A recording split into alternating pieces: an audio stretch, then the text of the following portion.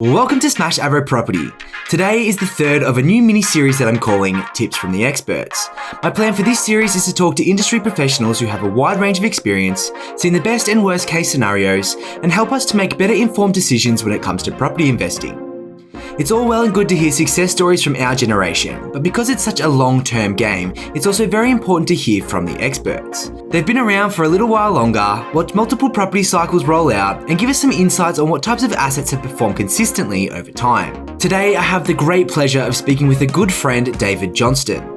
David has been in the property advisory space for over 15 years, running his business, Property Planning Australia, which was born out of David's vision to educate and empower Australians to make successful property, mortgage strategy, and money management decisions.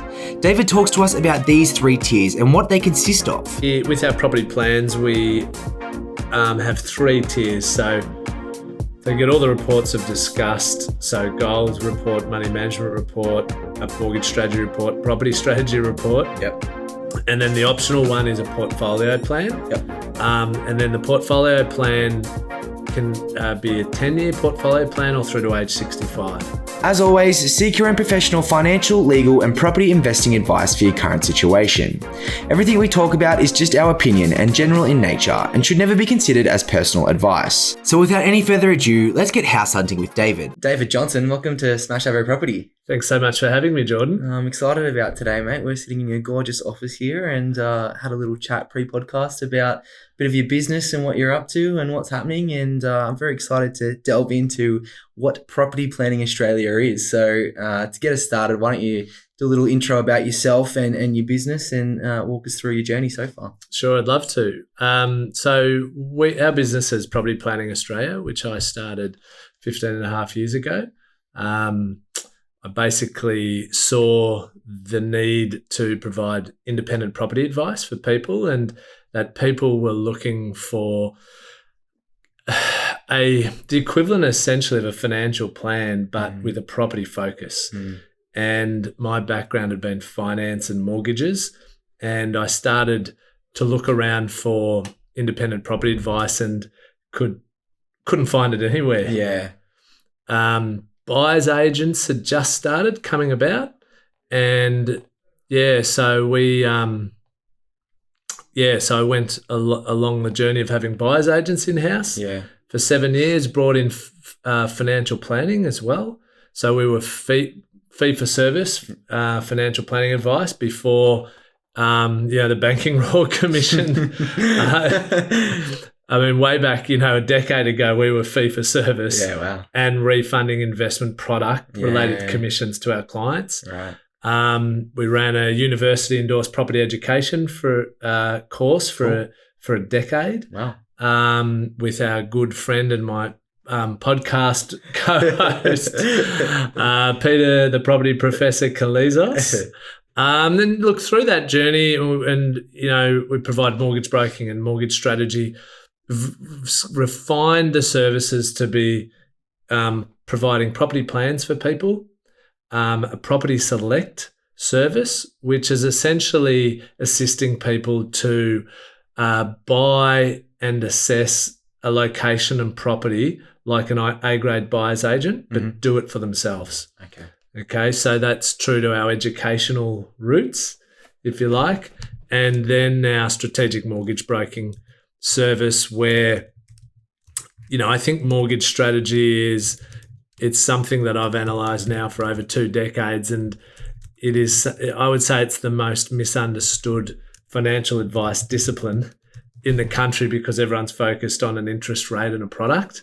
So I've broken it down into 5 core strategies that you can create wealth through property via your mortgage strategy with. So property plans, property selection, the property select service, and strategic mortgage broking. They're our 3 services, and that's a little bit, very brief version of a 15 to 20 odd year journey. No, that's perfect, and I'm sure we'll delve a little bit more into it. But it must be crazy to see how that sort of financial planning and property space has changed over those years. Like, I know a lot of people speak now about financial planners won't advise about property or won't recommend it because of, they're invested somewhere else or they're making a commission somewhere else or something else, and it's hard to get that property experience. And as you say, buyer's advocacy or buyer's agents are now becoming more of a phenomenon in Australia. They're mostly they're well used overseas, like it's more common overseas, but now they're coming through here. And I think people are now using that strategy or going down that road to try and find some advice or asset selection, all that sort of stuff here. And I love the asset selection piece that you do. What's it called again? Property Select.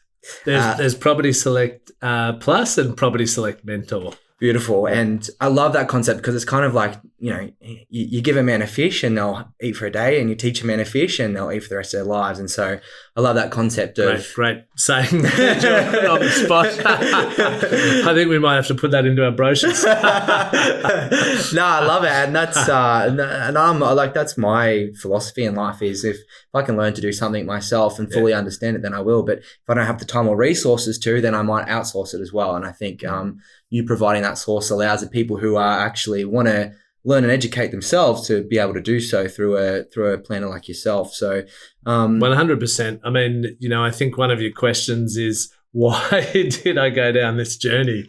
And it was exactly that reason, to learn these skills for myself. That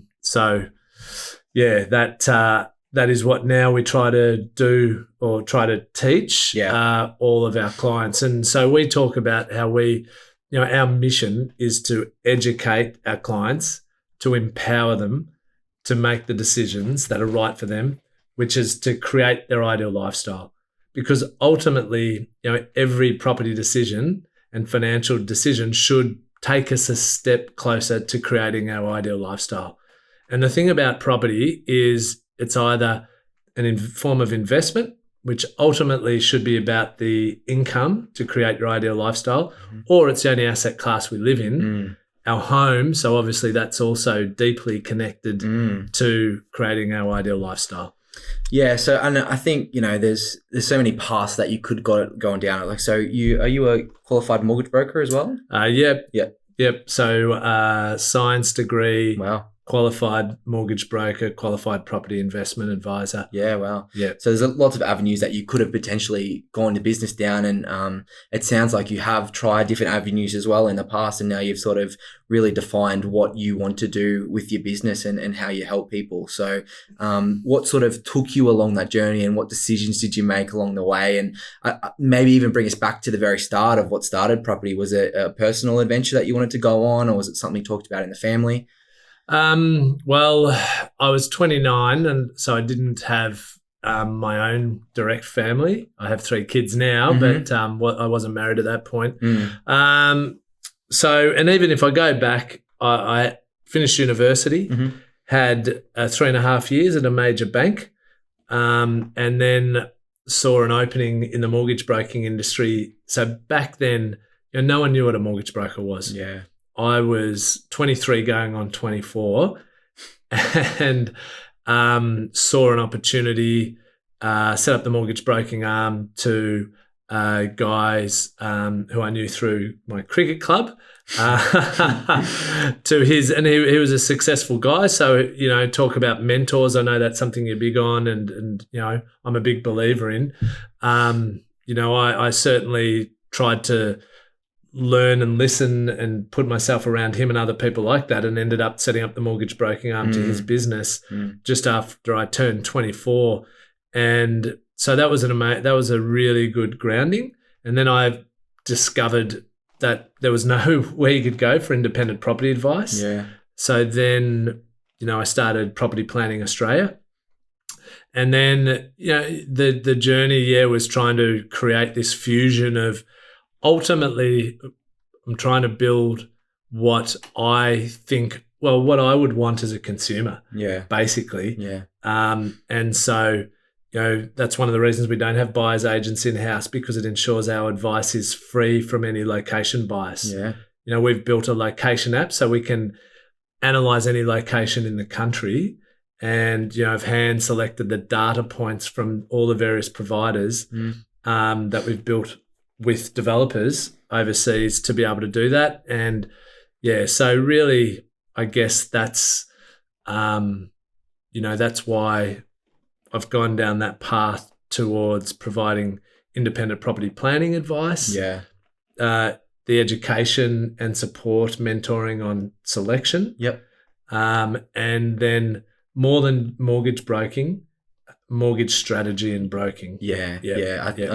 I know that's a big one of yours, and you've actually got a YouTube series on it, which I've completely watched, and hopefully we'll talk a little bit more about it later on. But I know that's a big thing for you now. And I mean, what type of as a property planner, I mean, what does it really consist of? I mean, who are the type of clients that are coming in and asking for a property plan, and how does that whole journey start for them? Yeah, so the type of people who want a property plan are the types of people who I think will probably be listening to your podcast.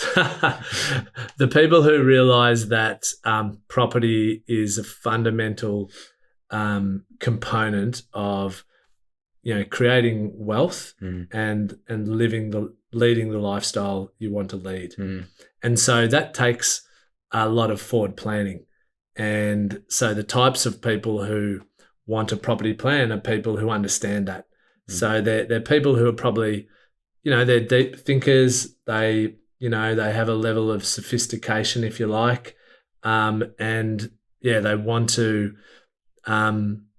map out the direction they'd like to go, get it clear, and then make the decisions and try and follow it. Yeah. I'm a massive fan of that, because a lot of, I know, even me, like starting out, you just buy a property, and I had no idea what I was buying when I first bought my first property. And to have someone available to you that can guide you through not only your first property, but even the next 10 years or so, and plan out that process for you, just gives you reassurance to know that you're buying good quality assets, or you're on the right track at the very least. I mean, a lot of common saying these days is buyer's agent's role really is to just say yes for buying an asset, and if they don't if you don't pay them for anything else, it's just to say yes. So I think from a property planning perspective, you're not only just saying yes to one property in one area as one asset, you're actually saying to yes, this process of buying properties for you. Yep. These are the properties we would recommend or think you should look at, or this is the way you should look at it doing it. So I think that's a great way to do it. If you want me to sort of touch on the high level, if you like. Yeah, go for it. Of the journey. So we start with a set of questions that helps them consider their future, their goals, lifestyle goals, financial goals, property goals, and what they'd like retirement to look like, or what we call the flexibility stage of life. We also get them to think about where they would see themselves living in the future. And so I'm particularly talking to your target market who might not have bought a home, where they'd like the long-term home to be, is there likely to be, one of the things we consider deeply in our property planning process is the home buying pathway as well as the investment pathway. Most property professionals focus only on the investment pathway, and I think that is neglecting what for most people is their most expensive asset. And, we know about 9 out of 10 people retire owning no properties or one property. Wow. So most of those will be a home. So, and that is because they haven't forward planned. Yeah. And so, a lot of people buy and sell homes. And,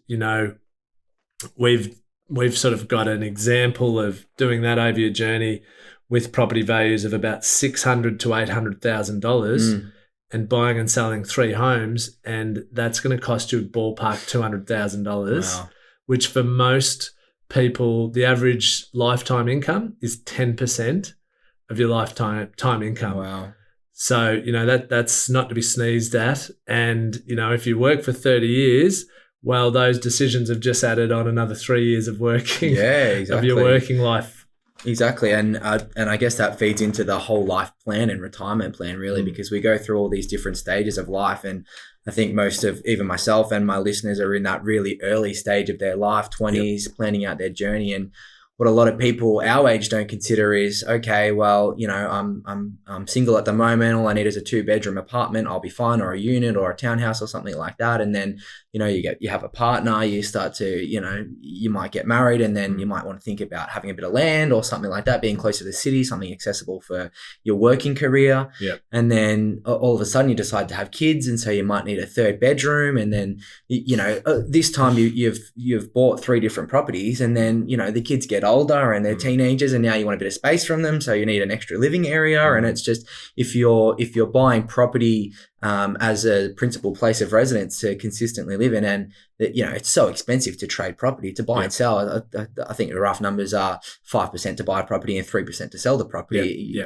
As you say, 200K over 3 properties for that lifespan, it's just ridiculous. So to have that plan in place is so essential, I think, from the get-go. And speaking of sort of these misconceptions about building a portfolio and younger people not really considering their life journey, what are the sort of common misconceptions about building a portfolio do you think there is out there? Well, I'm a believer in the fact that you only need 2 to 5 properties to set yourself up to be in a really strong financial position come the flexibility stage of life. And one of the reasons I call it the flexibility stage of life is, unfortunately, my generation, and probably even more so for your generation, you're going to be working for longer and longer. Definitely. I mean, the reason for that is our life expectancies are getting greater, so that's good. But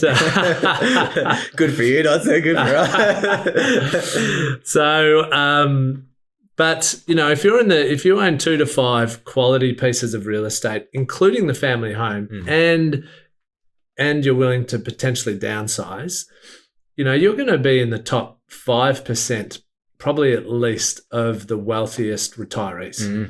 Okay, so I think sometimes people can get into trouble trying to do too much, trying to achieve too much.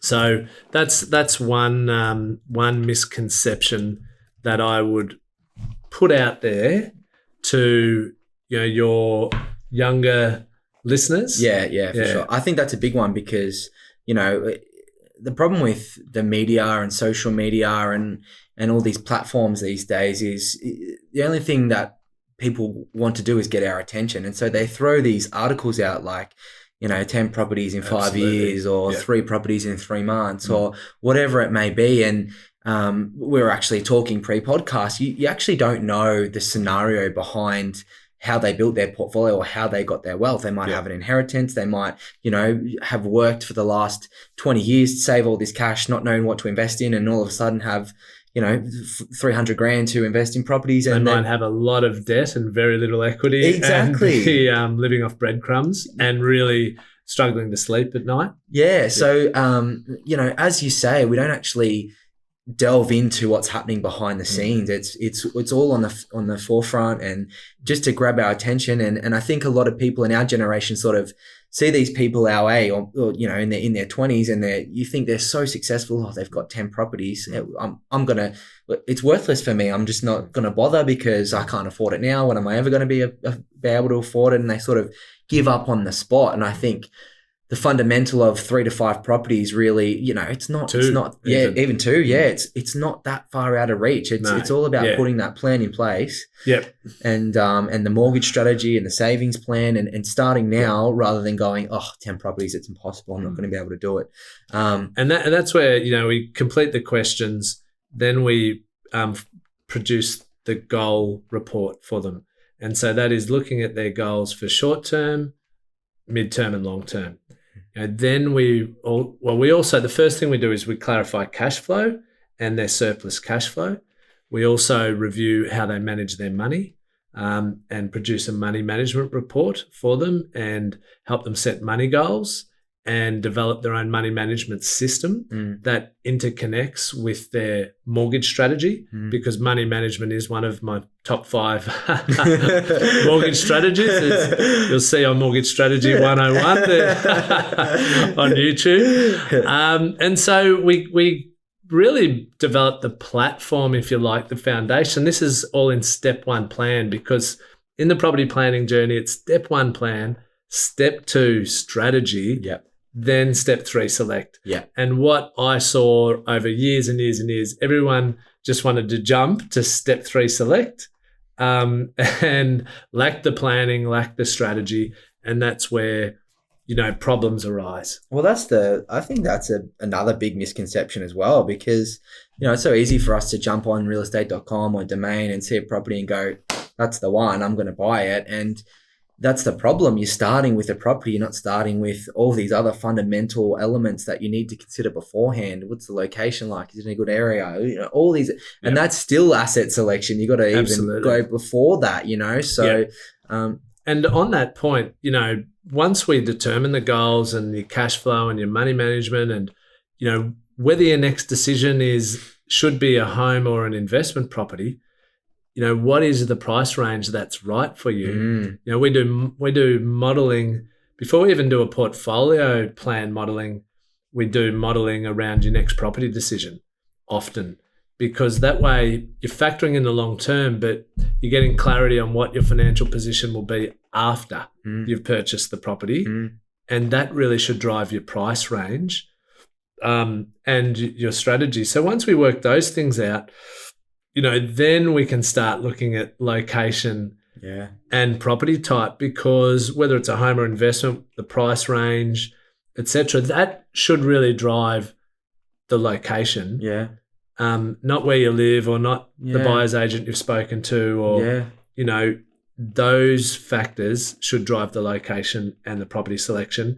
And with removing buyer's agents from internally in our business, that allows us to match the right location and property to people that can be anywhere in Australia. And we do refer to A-grade buyer's agents. Don't get me wrong. I believe, if you don't want to use our property select service, and you don't have the time and you don't want to just do it on your own, then, using an A-grade buyer's agent is a good idea. And we refer clients who use the property plan service who want to use a buyer's agent to people. But get your plan and strategy right before you select the location and property. Yeah, for sure. It's almost a completely unbiased opinion, really, because you're giving them the tools to understand what they need to understand and the fundamentals, and then saying, hey, listen, if you don't have enough time or you're still not confident enough, there's buyer's agents out there, and sort of, you're not making a commission or selling it to them or anything like that. You're just giving that wide range of depth and knowledge and saying, this is everything that's available to you. Yeah. So, in the strategy step, we do the modeling of the next decision. We map out we document, provide them with a mortgage strategy report, property strategy report. What are the key considerations around if your next decision is a home and the home buying pathway? What if your next decision is an investment property and the investment property pathway? For your listeners, it might be more likely to do a 10-year modelling portfolio plan, particularly if they're yet to either have their meet their life partner or have children, rather than mapping out to 65. Yeah. Particularly if they're at 20-something, it's probably... Oh, it's very true, though. It's probably hard to map out 40 years ahead. But, doing those things, then we get to select. Yeah. And then we say, look, because also I've written a number of what we call our principal series, which are education handbooks. Okay. So only our clients receive these education handbooks on negotiation, property selection, money management, mortgage strategy, property planning. Yeah. So not only do they receive the personalised reports, they also get the education handbooks. Yeah. Because, that's my background is education with the education course we ran. Yep. And so that provides that combination of the education and advice. Yeah. And then at the end of it, at step 3, select, people can go, look, I want to buy the property myself. Yeah. They might say, I want a bit of help with our property select service. Yeah. Or they might say, look, I want a lot of help. Introduce me to an A-grade buyer's agent. Yeah. And that's basically how it flows. Yeah, that's cool. Yeah. No, that makes plenty of sense. And sounds like you've got a well-rounded and grounded take on the whole process. And obviously guiding people in the right direction. But speaking of your series on YouTube of mortgage strategy, I've jumped the gun. No, but I love it, and I really wanted to talk about it because I've watched the whole thing and I love it. But do you want to give us a maybe a simple breakdown here and entice the listeners to go and watch it? I'll try and keep it simple. So basically, there's 5 core strategies that are pretty much neglected by mortgage professionals, let alone consumers being able to understand them. And I consider the top 5 to be money management, optimizing tax deductions, planning to be able to hold property as you accumulate, how you manage your risk through your mortgage strategy, and then the optimal utilization of offset accounts, which I say is the grease to the wheels of the other 4 strategies. So if you get those 5, and there's hundreds of, if you like, micro strategies underneath those top 5 core strategies that will enable you to create wealth through property and manage your risk as well. That's perfect. And I think the reason I love it so much is because it's not, mortgage strategy is the last thing you think about, really. If you take someone who's just buying their first home, it starts with the property, and then, can we get the finance? And then, we can get the finance, but then there's no strategy behind the finance. And people often say, property investing is a finance game, really, from the get-go. And if you can't align your finances correctly and put this mortgage strategy into place, you obviously, most people are limiting themselves and not figuring out what their next step is or planning ahead. They might be getting a loan structured now that provides what they need, but then not thinking about the next property or what can happen in 10 years' time, or if they're going to sell and upgrade in a couple of years, what sort of impact that's going to have. So I think that's why I love that so much. It's really important for first-time buyers and early in your property journey, because some of the fundamental mistakes, and I write articles for Domain in the advice section, and so I've written one on how to maximize your ability to hold your first property when you buy a future home, and particularly if you've bought a home or living in a property but you don't think it's your long-term home, there are a number of things you can do to preserve things like tax deductions on that first home to optimize your ability to keep it as an investment property down the track when you buy the future home, for example. But if you haven't followed the strategies, it'll be much harder financially to be able to keep that property. I totally agree. And I thought I was pretty good before watching your series, but I certainly learned a lot from it too. So it's a gold mine of information in there, and I'd highly recommend anyone go and watch it. And speaking of mistakes from the first home buyers and younger investors and all that sort of stuff, I mean, is there some commonalities that you see between younger investors, or some bad decisions around their first property that sort of bewildered them or hindered them now? Well, I'd say the example I just shared is one where they buy, it's a home, and they don't set up their mortgage strategy to optimize their ability to keep it. I'd say, the thing that probably inspired you to do this podcast. So potentially buying an off the plan property. I'm not saying all off the plans are bad, but they're much higher risk, and there's probably a lot lower percentage that are going to be good long-term investments. So that's a common one. And probably the third one that would spring to mind for young people, which is sort of connected to both, is just not doing enough analysis on the decision, and therefore making a decision that is possibly okay for a short period of time, but they need to unwind or get out of in a few years because they haven't thought far enough ahead. Yeah, for sure. I think, one of the guests I've had on this podcast, and he's a really good friend of mine as well, he bought an off-the-plan apartment. He thought he was going to be in construction for 12 months, was in there for 3 years. And even he was saying after the 3 years, he didn't realize how much his life would change, and even though, he's still, he's in there now and he's happy and everything else, but you don't really realize how significantly quickly your life can change, especially in this phase of your life, after you finished a bit of your education, you're in that sort of working class, lifestyle now, and then getting married and partnered and everything else, things can just change at the drop of a hat. Yeah. Very, very true. And, that can even happen as you're older too, Jordan. Yeah, no, spot on. I totally agree. Life can change. So on your fabulous... Particularly once you start having kids. Just a forewarning to your listeners. Okay. I'll let them know. So on your fabulous podcast, the Property Planner, Buyer and Professor, which... if you guys haven't had a listen to, I'd highly recommend it. Their podcasts are to the point and not short, but short and sweet, as you would say, and sort of pretty direct. For about 30 minutes. Yeah, so pretty direct on the topics that they want to cover. But you work, as you said before, with two really strong industry professionals, Peter Kaluzos and Kate Bakos, and why do you think it's so important to have really strong industry professionals with great experience to listen to and to learn from and to sort of start that journey with?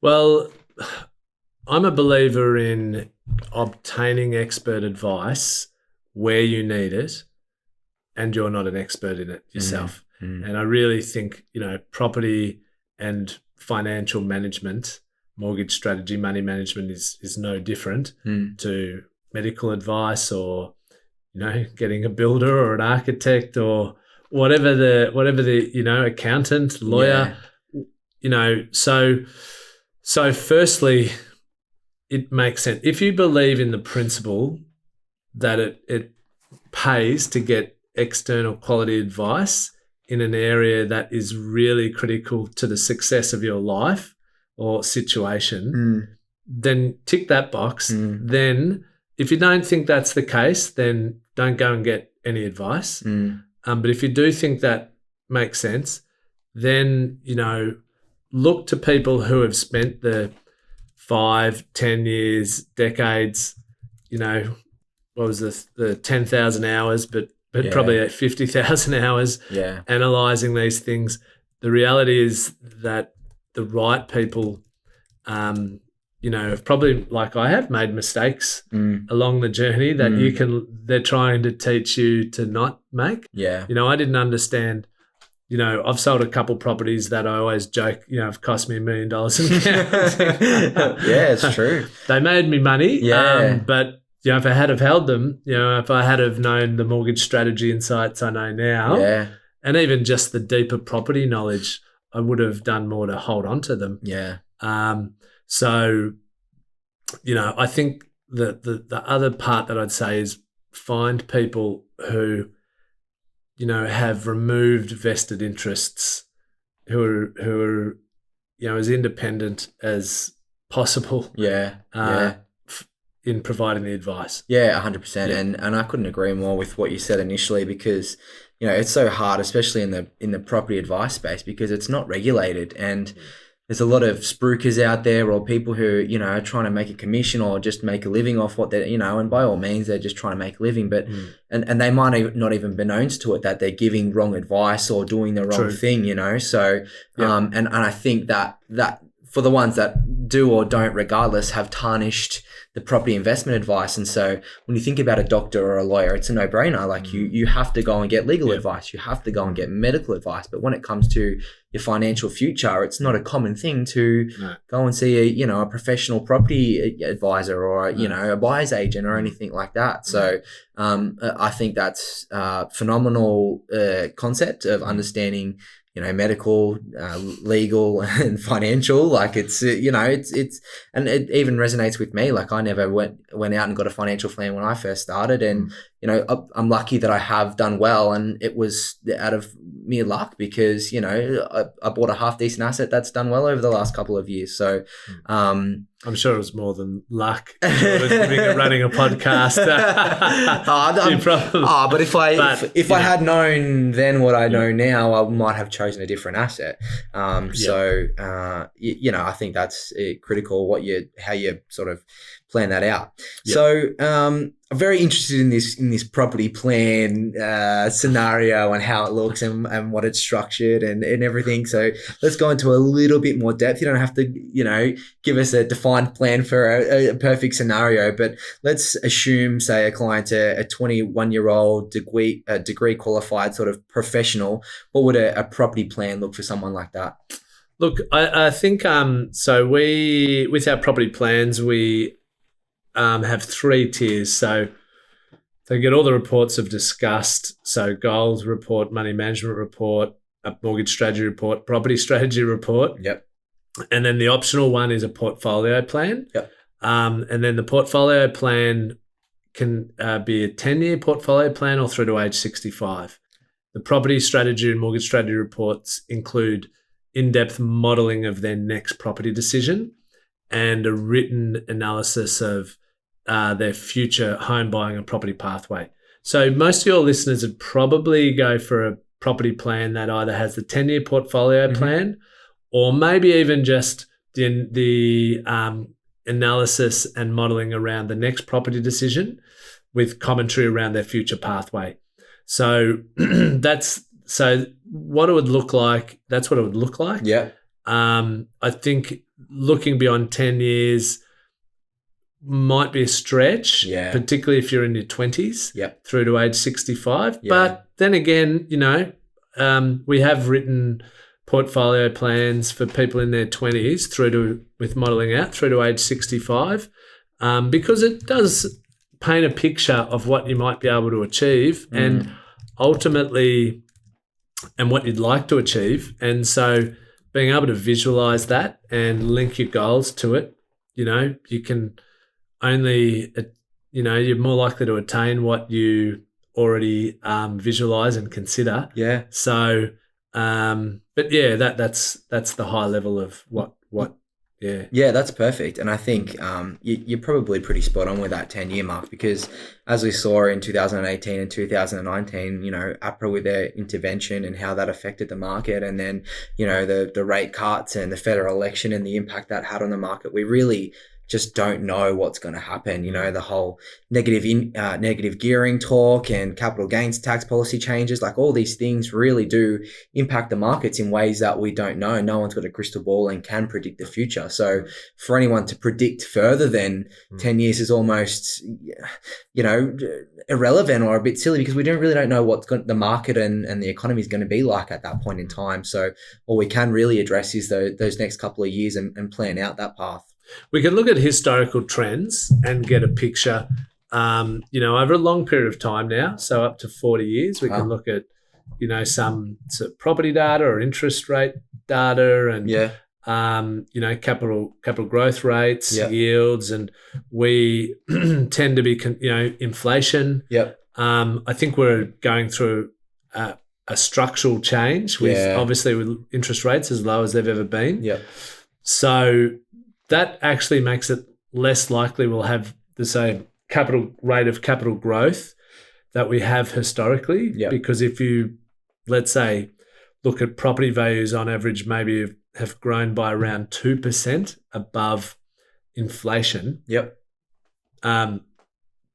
Therefore, if we're in a lower inflation environment, the capital growth rates are likely to be lower than if we're in a higher inflation environment. If that lasts for a longer time, then it's probably less likely that we'll achieve the same level of capital growth. So but you can still paint a picture.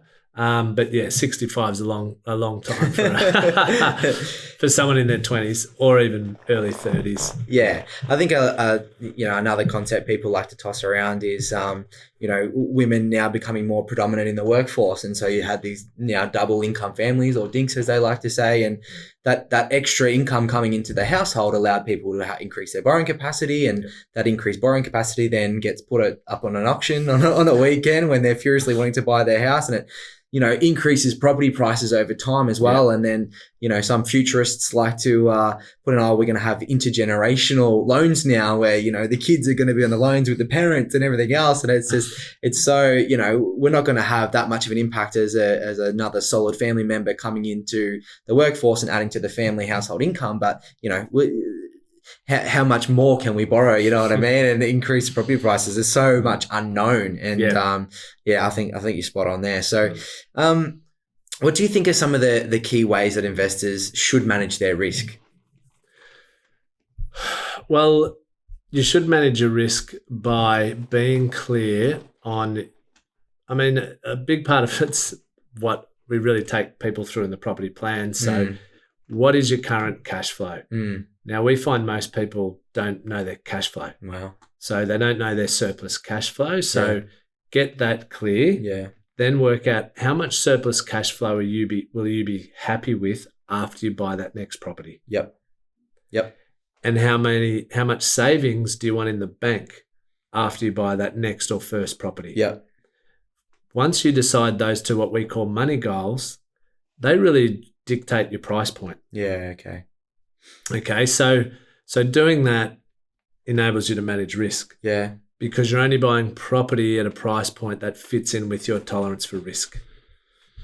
I think that's spot on because, a lot of people sell out of fear or go through a rushed sale because they're not in the right financial position to hold on to the asset. And as we were saying before, holding on to those assets over time is so critical. And if you're buying and selling property all the time, it's just going to be more and more expensive. So if you can set up before you even buy to know that you're happy with the cash flow coming in, you've got buffers in your offset account that are going to, just be in place in case of a worst case scenario, if someone loses their job or you get pregnant or whatever scenario may change, you've got these things in place that allows you to hold on to that property.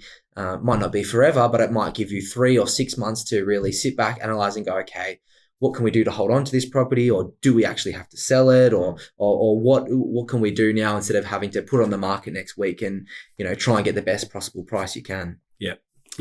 So you can also manage your risk through your mortgage in many ways. So, using an offset account. If you opt for principal and interest repayments or even interest only, but still make extra repayments, but put them into what we call a grow offset account or a repayment offset account that you don't have ATM access to, but you're building up your savings buffer faster. Yeah.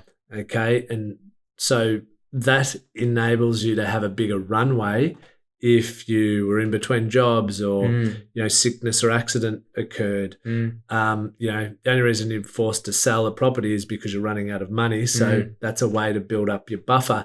So like a lot of the mortgage strategies are actually counterintuitive in that, there might be a different like this to what you were taught growing up, pay off your loan as fast as you can. Well, yes, do that, but do it via an offset account. Yeah. You can obviously fix part of your debt that guarantees the certainty of repayments. For part of it, I wouldn't fix all of it because most variable rate loans are all that you can put link an offset account to. Yeah. Not to fixed rate loans. There's only a few lenders who allow you to do that. So look, there's many, select a quality asset. Yeah. That's how you manage risk. Manage it by going in, hey? Yeah. So apart from your fabulous podcast, what sort of other resources would you recommend to do a little bit more research for an avid listener who's keen to delve in and understand some more fundamentals? Well, look, you've probably plugged a couple of we provide our podcast, The Property Planner, Buyer and Professor, the Mortgage Strategy 101 YouTube page. Our property planning socials where we share our education and information. You can download my ebook. We've also published a book, Property for Life, using property to plan your financial future. Pete Wargent provides great analysis. Kate Bakos, great buyer's agent. Peter, the property professor, Kalizos, great educator. And look, read property books, and just be careful of taking in too much information because, and really, I suppose if something seems to be coming across as a one-size-fits-all strategy, be really careful of that. Because a one-size-fits-all strategy works for a business because it's simpler to sell the same strategy over and over. Yeah. But not one strategy fits the whole everybody out there. Yeah. Different strategies are right for different people. So keep that in mind. Yeah, for sure. And that might be the final bit of advice. Yeah, nice. Yeah, for sure. That seals the deal. So just tell us again what that final piece of advice was. Well, the final piece of advice that I just said, now I'm thinking about whether I want that to be the final piece of advice. It's got to be a good one. I would say, well, don't buy one size fits all strategy. Yeah.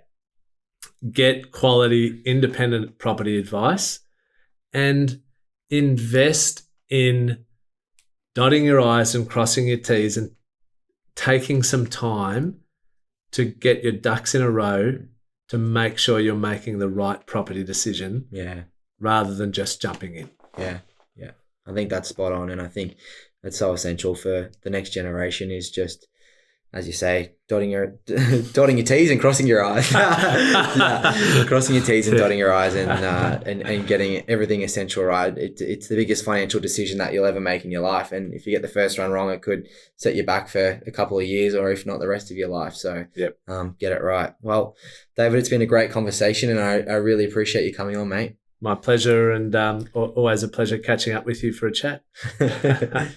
David has such a breadth of knowledge in the property space. He has seen the birth of mortgage brokers and buyer's agents coming into the industry, and through that, he has really defined what he wants his business to stand for, which is birthing a new industry of property planning. I'm always looking for more guests to come onto the show. If you're under 30 and have one or more investment properties, whether it's good, bad, or ugly, I would love to talk to you about it. The main focus is to help other soon-to-be young investors with tips and tricks along the journey.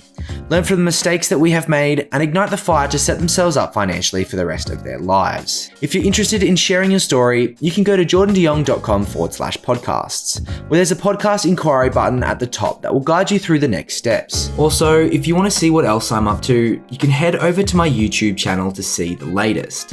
Just type Jordan De Jong into YouTube and I should pop up somewhere. If you're keen for more content like this, make sure you subscribe and please leave us a review with any feedback for future podcasts. And until next time, happy house hunting.